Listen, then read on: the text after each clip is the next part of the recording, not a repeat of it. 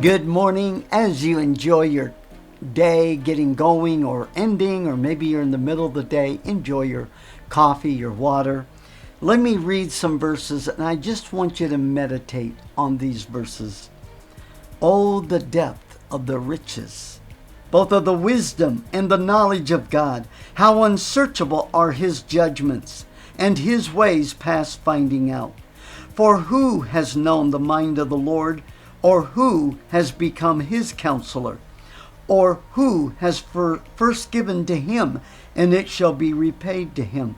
For of him, and through him, and to him are all things, to whom be glory and forever. Amen. I therefore beseech you, brethren, by the mercies of God, that you present your bodies a living sacrifice, holy, acceptable to God, which is your reasonable service. And do not be conformed to this world, but be ye transformed by the renewing of your mind, that you may prove the good and acceptable and perfect will of God. For I say, through the grace given to me, to everyone who is among you, not to think of himself more highly than he ought to think, but to think soberly, as God has dealt to each one a measure of faith.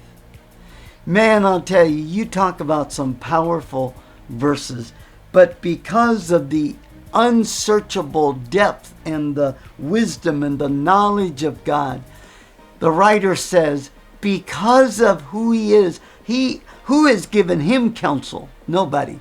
He is outside of time. He doesn't think in time. And who is he? And then he says, because of that, I beg of you that you, brethren, by the mercy of God, present your bodies a living sacrifice, holy and acceptable, which is your reasonable service to do. Why?